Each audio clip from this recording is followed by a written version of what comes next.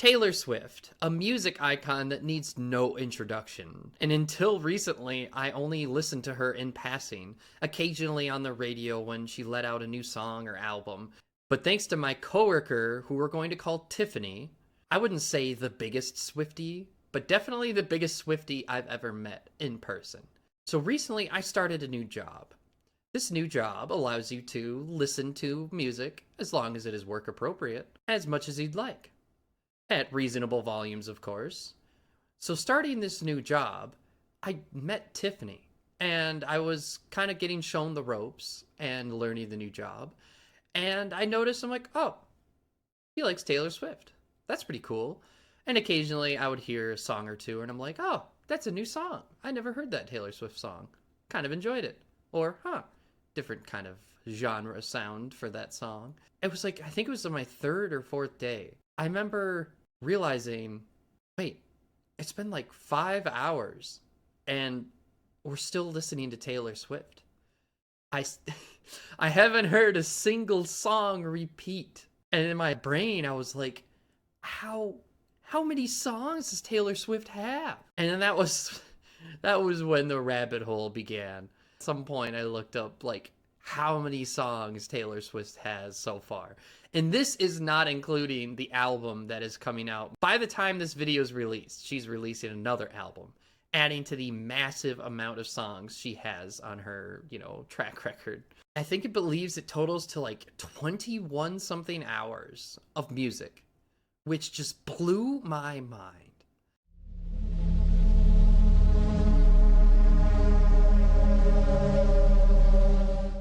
So the next few weeks went by as I was working my new job. I was focused on learning the new things for work, policies, getting to know, my other coworkers, and it didn't really sink in until like probably the second week of work how much Taylor Swift I was listening to. Because I started to do the math. I think it was after like my second or third week working. And I'm like, okay, if we listen to at least 3 to 4 hours a day of Taylor Swift, and this is like almost on a daily basis, I think I was averaging almost 20 something hours of Taylor Swift listening passively while at work. And this started to like sink in, like subconsciously. I legit like started having dreams. And in these dreams, Taylor Swift was not even like the focus of the dream. Like there would be like a weird kind of fever dream situation where there's like Captain Crunch at some weird boat hotel. And I'm like there. And Taylor Swift is just casually in the corner, just chilling there. Or there was one time, I think it was after my girlfriend had visited and she took the Amtrak home. And I realized I had a dream of like a train because we had some stress with, travels, making sure she got home safe. So obviously that night when I had a dream, it probably didn't help. I took like a melatonin. Melatonin always, hyper advances the dreams. But the dream was just, I was on a train, just riding the train, riding it, not really, an inception level of just like, I didn't know why I was on this train, but I was on it. And then Taylor Swift was just there with like Pikachu and just other random characters who have been in my mind the recent days. And she was there. Like, it's like so, every time I turned around in these dreams, Taylor Swift was there. I know, like once in a blue moon, I would hear like echoes, or I would wake up with one of her songs like stuck in my head, like a certain lyric or like music riff of her song. And this this didn't alarm me. I just was very surprised of how much my when the blazing sun is gone, when the nothing shines upon. Now, obviously, if you're allowed to listen to music at work, and on average, most people, I believe, work 6 to 8 hours, and for a portion of those 6 to 8 hours, it is fully dominated by a single genre of music, and not even a genre, a single artist like Taylor Swift, there is bound to be a little friction at times. But for me, at first, when I was hesitant, I think I just got to the point where if I wasn't in the mood, I would tune it out. But overall, I think any music in the workplace is better than nothing. Actually, I'll take that back. Silence is sometimes better than music, depending on the workplace you work. I have worked some places in retail that as of November 1st, they play the same 15 Christmas songs on repeat. And at that point, thinking back on it, I would rather listen to 7 hours of Taylor Swift than the same Christmas song over and over, just getting in your head. It's a Merry, Merry Christmas. Oh, deck the halls with balls of holly. It drives you crazy.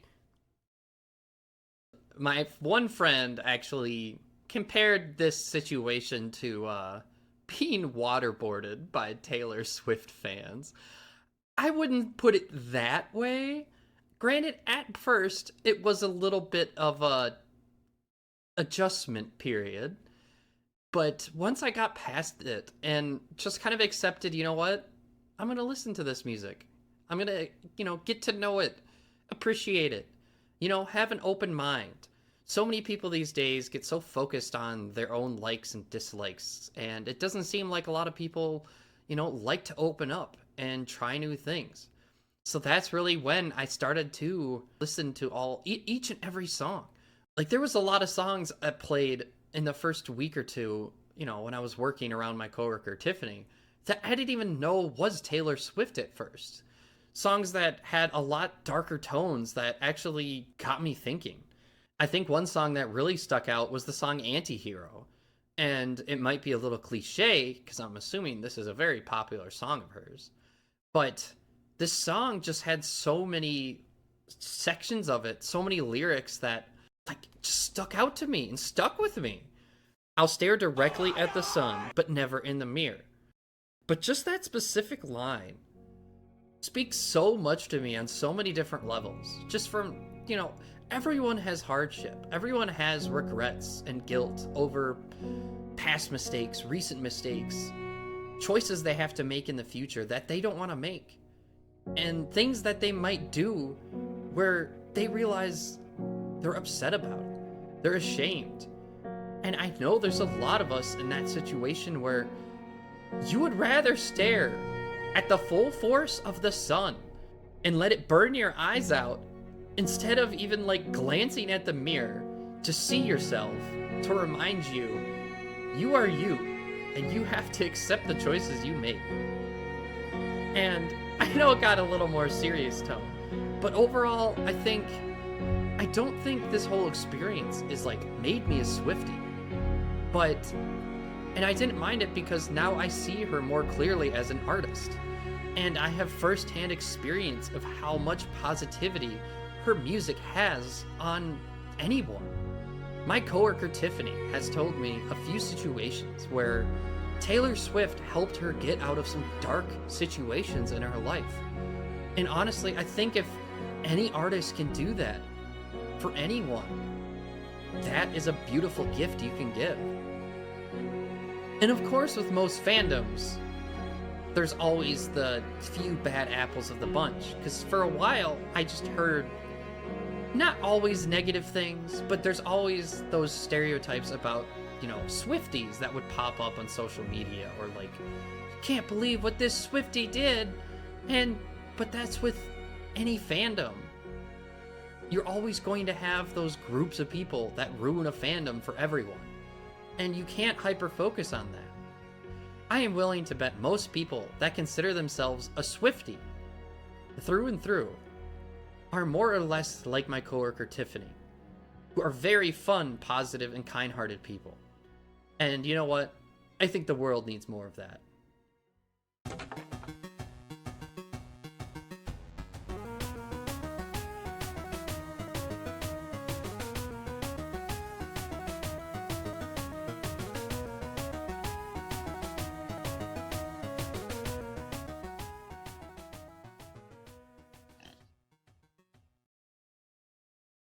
It's a Merry Christmas.